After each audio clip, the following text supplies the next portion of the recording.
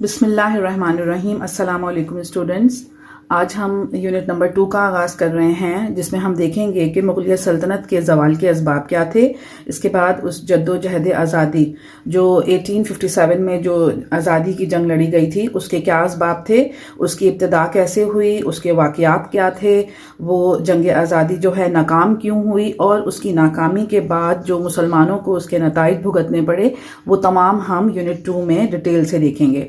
اس کی جو پہلا اس کا جو ٹاپک ہے وہ ہے مغلیہ سلطنت کے زوال اور برطانیہ کا جو عروج یہاں قائم ہوا تھا۔ بیسیکلی وہ تمام جو ہیں وہ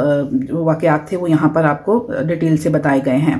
اور اس سے پہلے میں آپ کو مغلیہ سلطنت کے زوال کے جو اسباب ہیں وہ میں آپ کو ایک لنک پرووائڈ کر چکی ہوں اس کے لحاظ سے، اور میں نے اس میں ڈیٹیل جو آنسر ہے اس کا ہیڈنگ وائز میں آپ کو تمام اسباب جو ہیں اس میں کلیریفائی کر چکی ہوں۔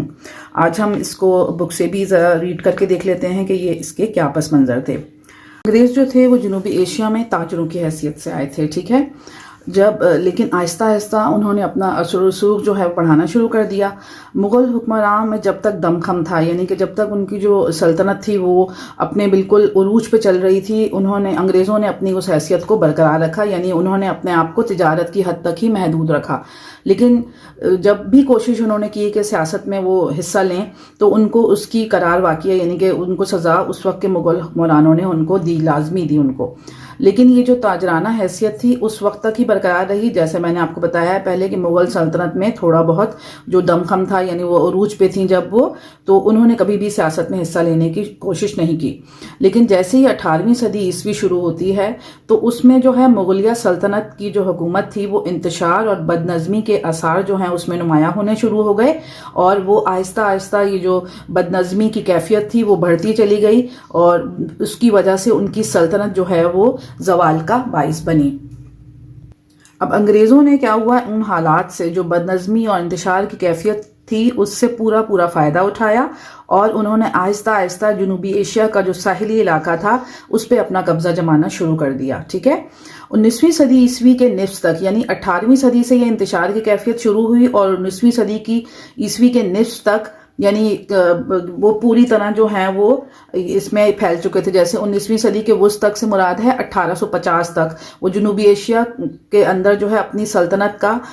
مطلب ایک بہت بڑا حصہ ان کے قبضے میں آ چکا تھا۔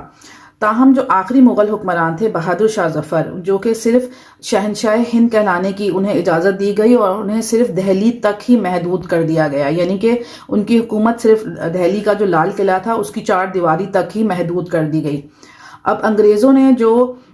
اپنے آپ کو ایسٹ انڈیا کمپنی کہتے تھے، جو انگریز تاجر جو تھے، انہوں نے اپنی سلطنت بنانے کے دوران ہر جائز اور ناجائز طریقہ استعمال کیا، یعنی کہ انہوں نے اس دوران جو ہیں کچھ مطلب اصولوں کو مطلب کوئی اہمیت نہیں دی، اور انہوں نے مطلب ہر جائز اور ناجائز طریقہ اپنی سلطنت کو بڑھانے کے لیے، یعنی انگریزوں نے بڑھانے کے لیے استعمال کیا، اور جس کی وجہ سے ان کی شان و شوکت میں بھی اضافہ ہوا۔ انہوں نے کیا کیا کہ تمام جو یہاں کے وسائل تھے ان پہ قبضہ جمانا شروع کیا انگریزوں نے، ٹھیک ہے۔ تو آہستہ آہستہ جب جو ویلتھ ہے، یعنی کہ جو وسائل ہیں جو کہ یہاں کے لوگوں کے لیے کام آنے تھے، وہ انگریزوں نے اس پر قبضہ جمانا شروع کر دیا۔ تو جنوبی ایشیا کو ہر طریقے سے لوٹا گیا، جس سے نہ صرف اس کی اپنی سیاسی حیثیت ختم ہو گئی بلکہ اس کی معیشت کو بھی مفلوج ہو کر رہ گئی، یعنی کہ اگر کوئی جو باہر کا بندہ آ کر مسلمانوں پر قبضہ جمانے کی کوشش کرے گا اور یہاں کے وسائل پہ اپنا پورا جو ہے پوری مکمل طرح سے وہ کنٹرول حاصل کرے گا، تو جو مقامی حکومت جو لوگ ہوں گے انہیں اس کا فائدہ نہیں پہنچے گا، جس کی وجہ سے معیشت بھی بری طرح جو ہے وہ مفلوج ہوئی یہاں پر۔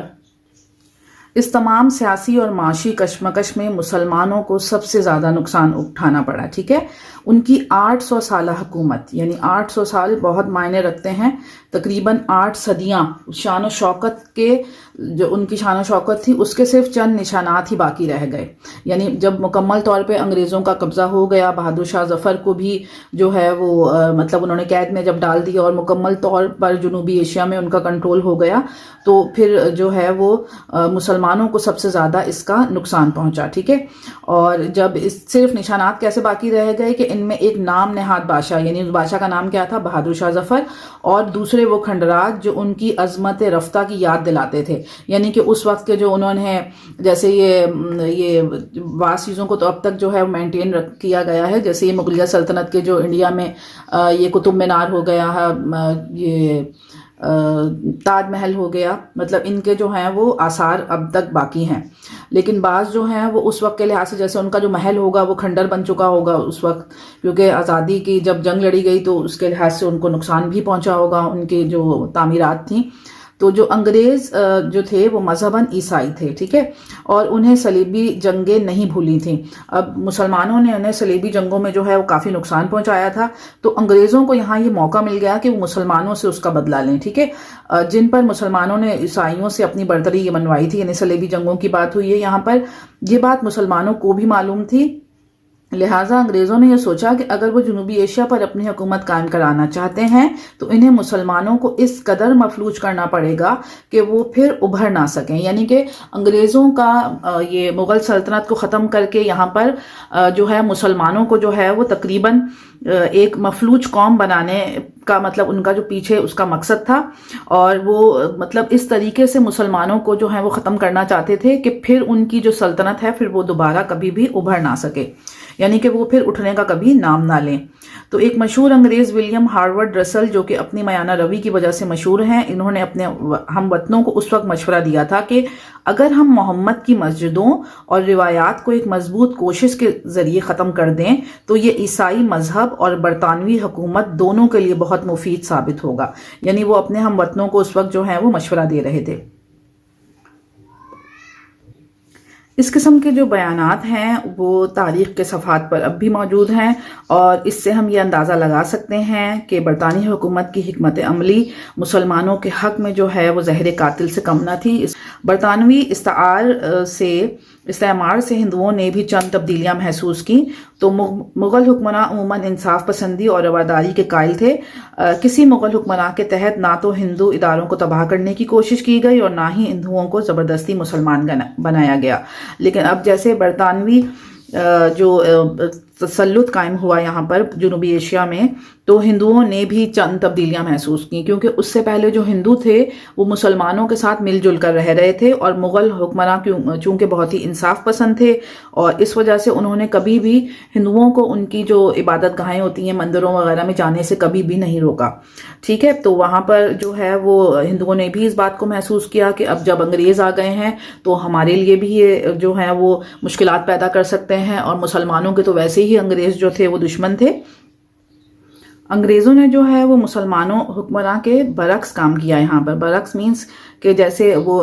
ہندوؤں کو جو ہے مکمل طور پہ آزادی حاصل تھی اپنی عبادت گاہوں میں جانے کی، جبکہ انگریزوں نے جو ہے وہ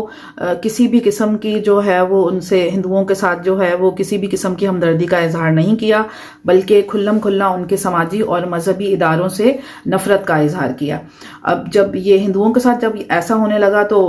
اس کی وجہ سے جو ہے وہ ہندوؤں میں بھی کسی حد تک انگریزوں سے بددلی اور مایوسی کے جذبات جو ہے وہ پیدا ہو گئے. یہی وجہ تھی کہ جب 1857 میں 1857 میں مسلمانوں نے برطانوی حکومت کے خلاف اپنی جد و جہد آزادی کی جنگ کا جو آغاز کیا، تو ہندو بھی اپنے انداز میں کسی حد تک اس جد و جہد میں شریک ہوئے. لیکن یہ جو 1857 کی جنگ آزادی لڑی گئی، مسلمانوں کو اس میں جو ہے وہ ناکامی کا سامنا کرنا پڑا تھا، کیونکہ انہوں نے خاطر خواہ پلاننگ اس لحاظ سے نہیں کی تھی. اب ہم انشاءاللہ اگلے یونٹ میں اس جد و جہد آزادی کے جو ہیں وہ اسباب جو ہیں وہ بریفلی پڑھیں گے. ٹھیک ہے، اللہ حافظ.